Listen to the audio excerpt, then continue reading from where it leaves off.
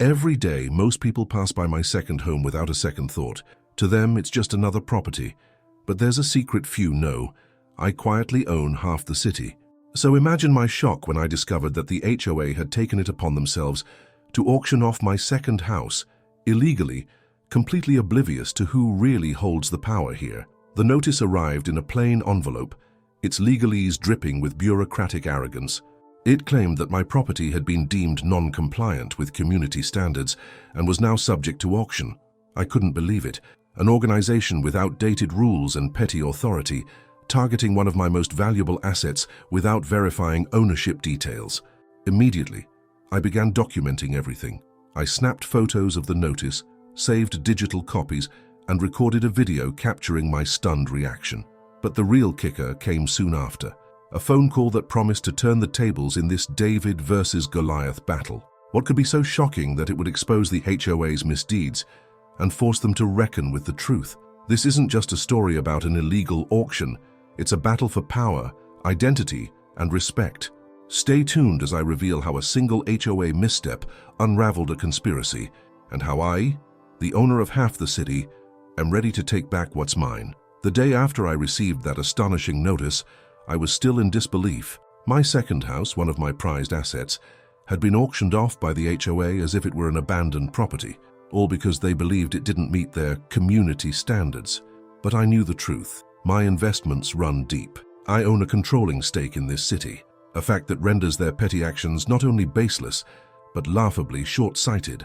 That morning, I discovered a freshly printed letter pinned to my door, stamped with the HOA's seal. It declared that due to non-compliance, my second home had been put up for auction without my consent. I was incensed. The language was filled with cold, legal jargon, words like mandatory compliance and asset liquidation that suggested a routine enforcement procedure. In reality, it was a calculated move to seize control of properties for profit. I immediately snapped photos of the letter and saved digital copies. My first step was to contact my attorney, Dan, who confirmed that the HOA had overstepped their jurisdiction. I also reached out to several neighbors, and to my surprise, a few shared similar stories of unexpected fines and notices.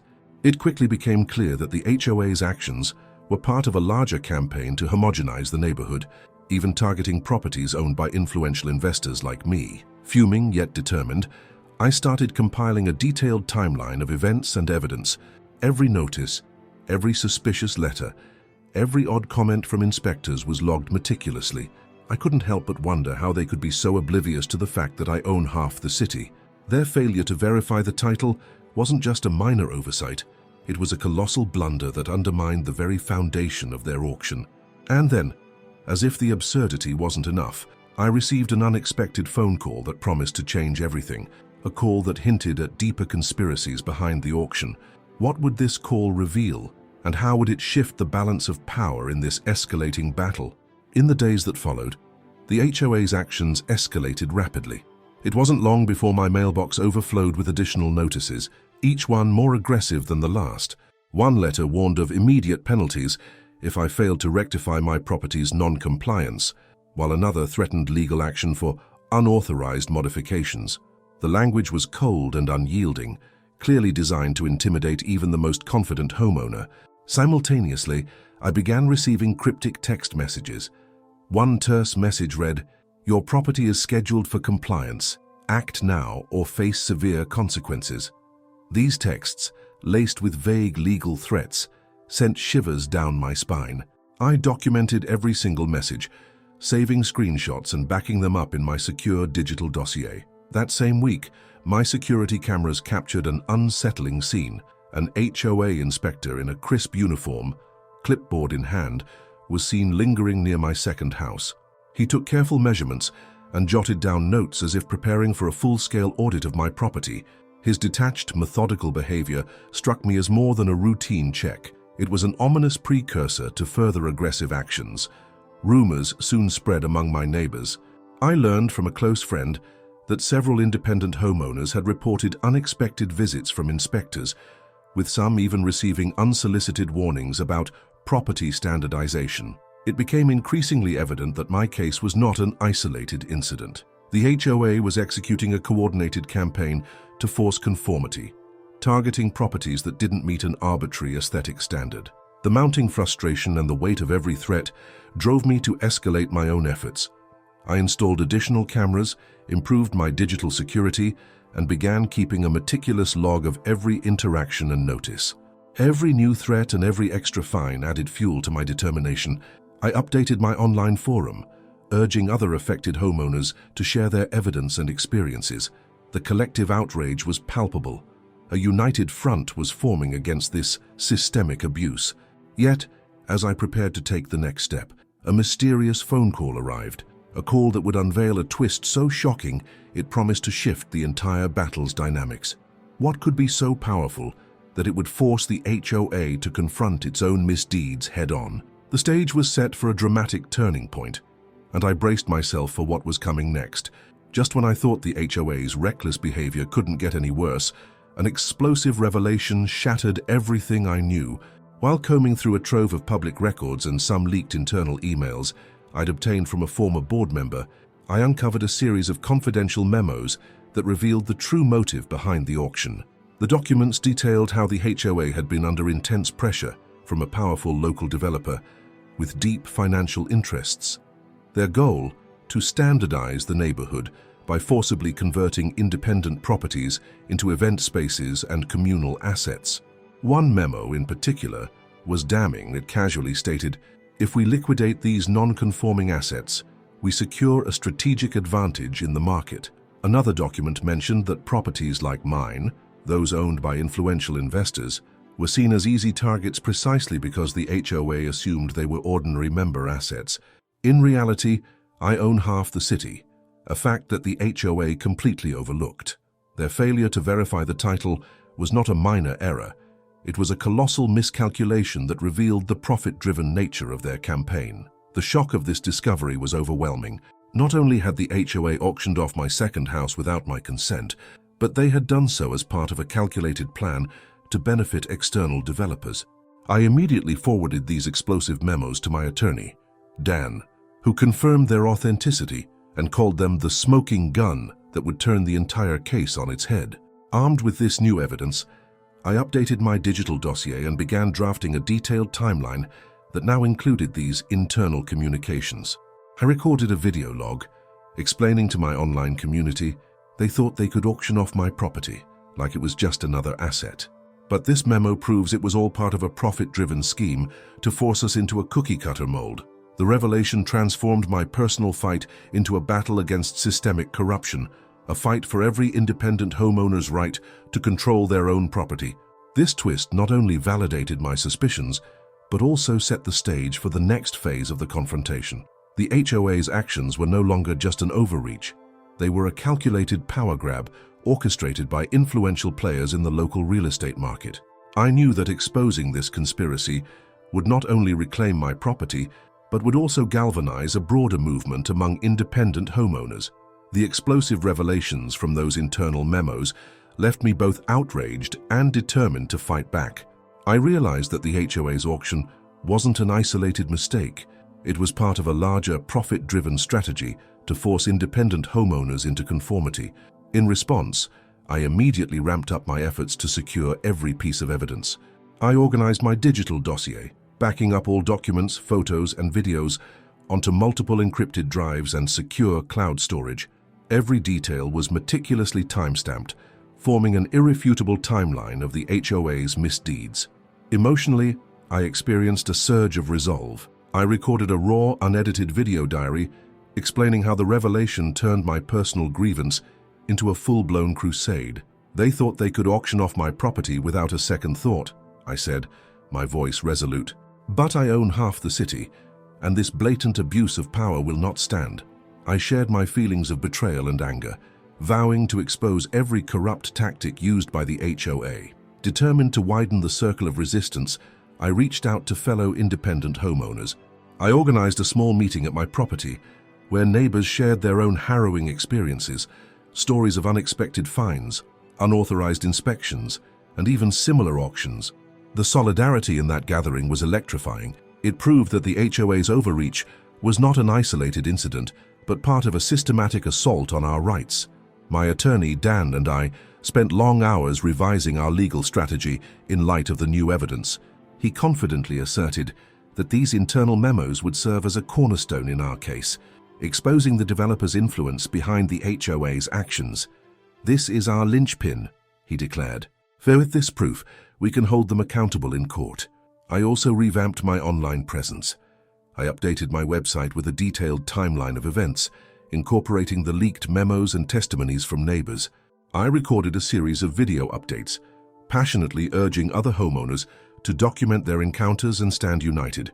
The mounting evidence and collective outcry were transforming my fight into a movement, a fight not just for my second house, but for every independent homeowner whose rights were being trampled by profit-hungry bureaucrats.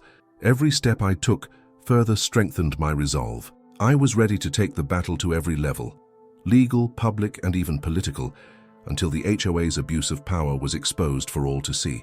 Just when I thought I had a handle on the HOA's blatant misconduct, new challenges emerged that deepened the complexity of the battle.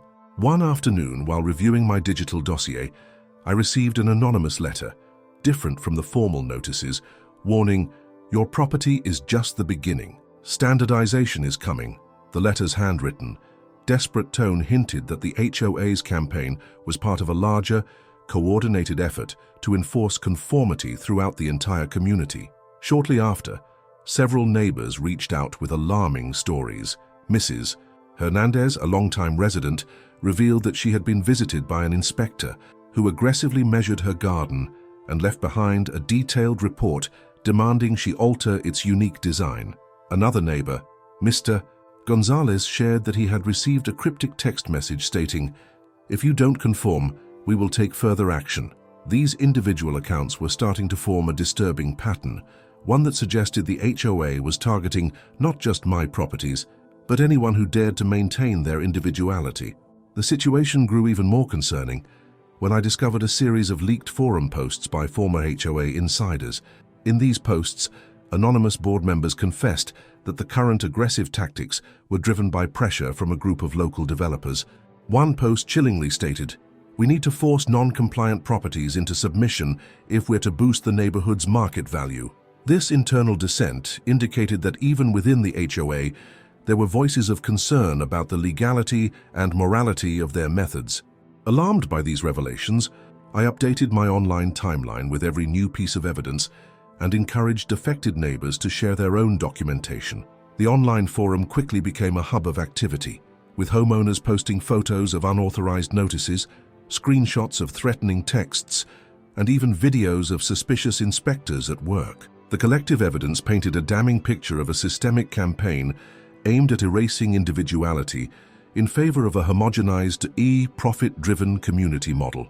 This new wave of challenges confirmed that the HOA's actions were not merely the result of bureaucratic error, they were part of a deliberate, far-reaching plan. The stakes had been raised, and I knew that exposing these additional layers of corruption would be crucial for our fight. It wasn't just about my second house anymore. It was about protecting the rights of every independent homeowner in the city from a coordinated assault on our freedom and individuality. As the full scale of the HOA's campaign came into focus, the personal and collective toll on our community became impossible to ignore. Late one evening, as I sat in my study poring over the latest evidence, I received a call from an old friend and fellow homeowner, Mr. Rivera. His voice trembled as he recounted his own encounter. An inspector had come to his door demanding that he remove a modest decorative feature from his property. The emotional weight of his story, one filled with frustration, humiliation, and fear, resonated deeply with me. It wasn't just about property aesthetics. It was about our dignity being trampled by an overzealous system. That night, I recorded a raw video diary, sharing my inner turmoil with my online community. Every new threat, every extra fine cuts deeper than the last, I admitted, my voice heavy with emotion. I feel not only attacked but isolated in a system that's meant to protect us. The video struck a chord, and messages of support poured in from neighbors and activists alike, reaffirming that our struggles were interconnected. In our small community meetings, emotions ran high. One evening at a local coffee shop, I listened as a group of affected homeowners shared their harrowing experiences.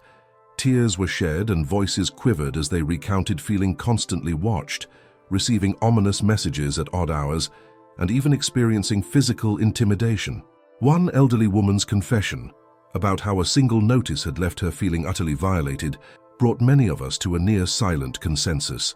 This was more than just an enforcement issue. It was an assault on our rights and our way of life. At the same time, I wrestled with moments of self-doubt. There were nights when the relentless barrage of intimidation and the enormity of the HOA's power made me wonder if the fight was too big for one man.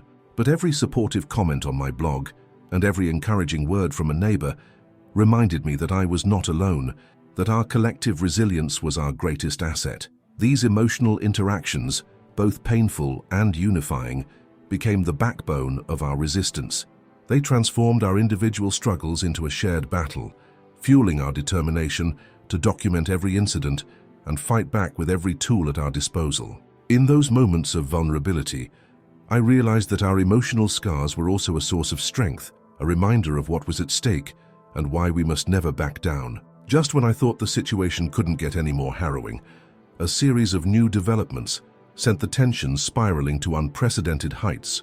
One gloomy morning, as I was preparing my daily evidence log, I discovered that fresh graffiti had been sprayed on the facade of my second house. Bold, aggressive phrases like "standardize now" and "your property, our agenda" were scrawled across the wall. This act wasn't random vandalism. It was a deliberate, public declaration of the HOA's intent to reshape our community by force. Within hours of this discovery, my phone buzzed with a barrage of urgent text messages from unknown numbers. One message, succinct yet chilling, read, "Non-compliance will be punished. This is your final warning." Attached to the text was a blurry image of a black SUV parked ominously near my property. The vehicle's presence, coupled with the threatening language, suggested that the HOA was now using external enforcers to monitor and intimidate us.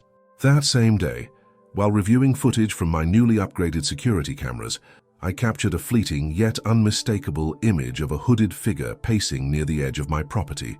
The figure moved with deliberate intent, pausing near the area that had been defaced, as if to survey the damage or plan further actions. Every second of that footage amplified my anxiety and confirmed that these acts of intimidation were not isolated. They were part of a coordinated, escalating campaign. As word of these incidents spread on our online forum, several neighbors began reporting similar occurrences: unmarked vans, anonymous flyers with veiled threats, and even accounts of inspectors arriving unannounced at odd hours. The cumulative effect of these events was a palpable atmosphere of fear, one designed to force us into submission by any means necessary. Determined not to be cowed, I immediately updated my digital dossier with the new evidence. I also reached out to local law enforcement, urging them to investigate these escalating threats. In a defiant live stream from my property that evening, I addressed my community. They think that by terrorizing us, they can force conformity, but every act of vandalism, every threatening message, only makes our resolve stronger. The stakes had never been higher, and I braced myself for whatever the HOA would attempt next. Amid the escalating chaos, a series of startling revelations began to emerge, connecting every seemingly isolated act of intimidation into a damning narrative. Late one evening, while sifting through a cache of leaked emails and internal documents obtained from a former HOA board member, I uncovered confidential memos that revealed the true agenda behind the HOA's campaign. The memos disclosed that the board had been under pressure from a powerful local developer whose goal was to standardize the neighborhood by eliminating any property features that did not conform to a specific aesthetic. In essence, the HOA was being used as a tool to force independent homeowners into a homogenized, profit-driven mold. One memo in particular chilled me to the bone. It explicitly mentioned that properties with unique or non-conforming modifications, like my accessible second home, were to be auctioned off and absorbed into the developer's portfolio. The language was clinical and devoid of empathy. Liquidate non-compliant assets to maximize market efficiency. It was clear that the auction of my second house was not a bureaucratic error, but a calculated power grab. I cross-referenced these internal documents with accounts from my neighbors. Mrs. Alvarez, another independent homeowner, revealed that she'd received a notice instructing her to remove decorative elements from her property, labeling them as detrimental to community image. Meanwhile, on local online forums, several members shared similar experiences, each incident reinforcing the pattern of discriminatory enforcement and corporate collusion. With each new piece of evidence, the larger picture became unmistakable. The HOA was part of a coordinated strategy to seize control of independent properties, all in the name of boosting market values for a select group of developers. I updated my digital timeline and online dossier, linking the internal memos with the physical evidence of unauthorized auctions and vandalism. The revelations painted a damning portrait of a system willing to sacrifice individual rights for profit. Determined to expose this conspiracy, I recorded a passionate video log detailing my discoveries. "They thought they could auction off my property without consequence," I declared. "But the truth is now laid bare. We're not just fighting for one house, we're fighting for our community's freedom." The support from my online community surged, reinforcing that this battle was far from over. The mounting evidence and collective outrage forced a public confrontation that could no longer be ignored. One brisk evening, a special town hall meeting was convened by a coalition of independent homeowners fed up with the HOA's relentless overreach. I arrived at the packed community center with my digital dossier in hand, every piece of evidence, from threatening notices and internal memos to photos of vandalism, meticulously compiled. The meeting began with the council chair outlining the disturbing pattern of harassment affecting our neighborhood. Neighbors recounted similar incidents, unexpected auctions, arbitrary fines, and invasive inspections that targeted their personal properties. As the room grew heavy with shared frustration, I was invited to take the stage. Stepping up to the podium, I recounted my entire ordeal with clarity and conviction. I detailed how the HOA had illegally auctioned my second house, and how their internal memos revealed a profit-driven scheme that assumed I was just another member, oblivious to the fact that I own half the city. I projected screenshots of the confidential emails and photos of the altered property features onto a large screen. "This isn't about preserving community standards," I declared. "It's about a calculated power grab that's stripping us of our independence for corporate profit." A murmur of anger and solidarity ran through the room as I laid out the timeline of escalating events. Local council members pressed for answers, and one official demanded, "How can the HOA auction off a property without verifying ownership?" The evidence was irrefutable. The auction had been carried out in blatant disregard for legal protocols. At that moment, the tension in the room reached a breaking point. Voices rose in unison, demanding that local authorities intervene and launch an immediate investigation into the HOA's practices. The council chair solemnly promised that the matter would be addressed and that an independent inquiry would be initiated. The confrontation had forced the hand of our local government, and the collective outrage was a clear message. We would no longer tolerate this abuse of power. Leaving the town hall that night, I felt a surge of vindication mixed with cautious optimism. The public confrontation had shifted the balance, but I knew that the final battle was still ahead. The HOA's defiance was on notice, and every new piece of evidence would soon be used to hold them accountable in court. Buoyed by the momentum from the town hall, I arranged a face-to-face meeting with the HOA's top representatives on my property. On a cool evening, a small group of affected homeowners and local community leaders gathered in my front yard, a space that had become the symbol of our collective defiance.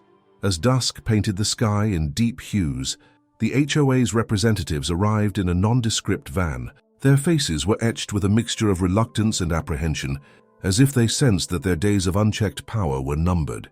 The meeting began with the HOA president attempting to justify the auction by citing community standards and asset optimization. I interrupted her immediately, stating, "My second house is not a mere commodity for your profit-driven schemes. It is part of my portfolio and I own half the city. Your actions are not only illegal, but a gross violation of property rights." My words, delivered with unwavering conviction, resonated with everyone present. I then presented a printed copy of the leaked internal memos, highlighting the sections that revealed the developer's pressure to liquidate non-conforming properties. "This proves that your auction was not an isolated error, but part of a coordinated effort to force independent homeowners into submission," I declared. The room fell silent as the weight of the evidence sank in. Local community leaders and fellow homeowners exchanged determined glances. A heated exchange ensued. The HOA representatives tried to offer a vague promise of reviewing the matter, but I made it clear. I demand a formal retraction of the auction, a public apology, and assurances that no further unlawful actions will be taken against my properties. The tension was palpable as I pressed for clear, decisive commitments. A local mediator, present to facilitate the discussion, urged calm, but it was clear that the HOA was on the defensive. After what felt like an eternity of back and forth, the HOA representatives reluctantly agreed to review my demands with their board and provide a written response within 48 hours. "This is our final offer," the president stated with a hint of resignation, though her tone lacked conviction. I responded, "Failure to meet these demands will force me to escalate this battle to every available legal and public forum." As the representatives departed, I gathered with my neighbors, feeling both the adrenaline of the confrontation and the gravity of the road ahead.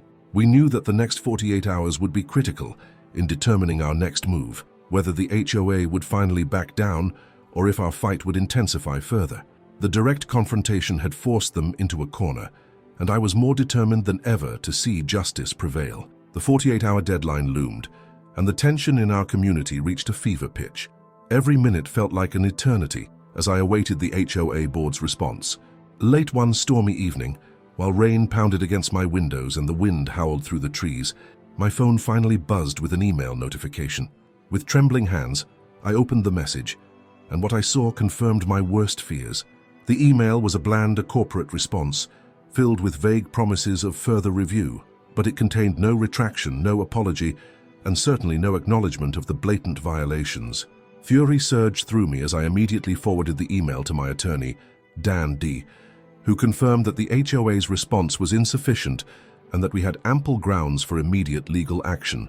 I quickly updated my digital dossier, adding this final piece of evidence to the growing mountain of proof that the HOA had systematically abused its power. That same night, I decided to host a live stream from my property to expose their empty words to the public. Under the flickering light of my porch lamp, I addressed the camera with raw determination. "This is it," I declared. "The HOA's feeble response only proves that they have no intention of righting their wrongs voluntarily." I shared my screen to display the email, then recounted the series of events, from the illegal auction of my second house to the internal memos that revealed their profit-driven agenda. The live chat exploded with supportive messages, and soon local media joined the stream, further amplifying our collective outcry. In that charged moment, as the sound of distant thunder mingled with the roar of online support, I knew that the final blow was imminent. The HOA's strategy of intimidation had reached its breaking point, and our united stand had forced their hand. I ended the stream by stating, "I will take this to court, and I will ensure that every independent homeowner who has been targeted will have their voice heard." The resolve in my voice was unshakable, a promise that the battle for our rights was far from over. That night, as I watched the storm rage outside, I felt both the weight of the struggle and the exhilaration of impending justice. The final blow had been delivered to the HOA's authority, and we were poised to reclaim our freedom once and for all. The day of the courtroom showdown arrived with an air of electric anticipation. I entered a packed courtroom, where local media, independent homeowners, and community leaders had gathered to witness the culmination of our battle. With my meticulously organized digital dossier and hard copies of every piece of evidence in hand, I was ready to confront the HOA's abuse of power head-on. My attorney, Dan D., began presenting our case with calm precision, systematically laying out the evidence, the unauthorized auction notice, the internal memos revealing the profit-driven agenda, the threatening texts, and the series of anonymous warnings. As I took the stand, my voice resonated with a mix of defiance and determination. I recounted, in vivid detail, how the HOA had auctioned off my second house without my consent. Oblivious to the fact that I own half the city, I explained how their actions were not just bureaucratic errors, but part of a calculated scheme designed to force independent homeowners into a homogenized mold. Every slide projected behind me, photos of the auction notice, screenshots of leaked emails, video clips of threatening messages, served as an undeniable testament to the systemic abuse we had endured. The judge listened intently as I connected the dots between the internal pressure from developers, the orchestrated campaign of intimidation, and the blatant disregard for property rights. The turning point came when I played the recorded conversation from the phone call with Congressman Rivera, whose words validated every grievance.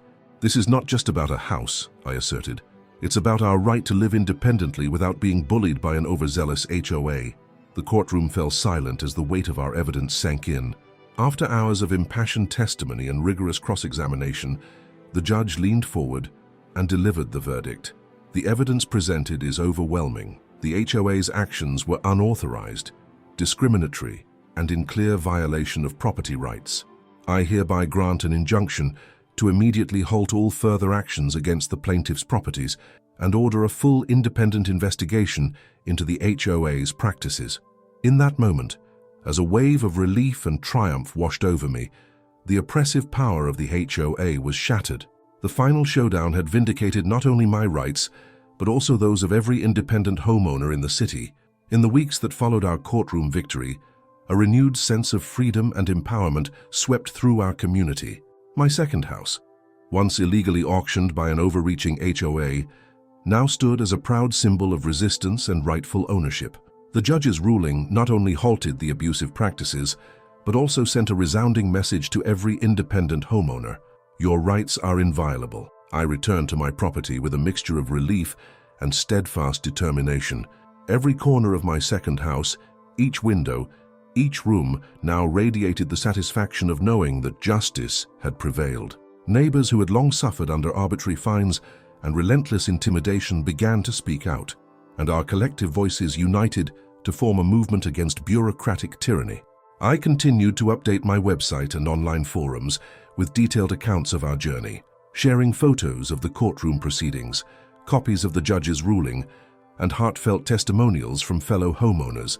Our story quickly spread across local media, inspiring many and igniting further community activism.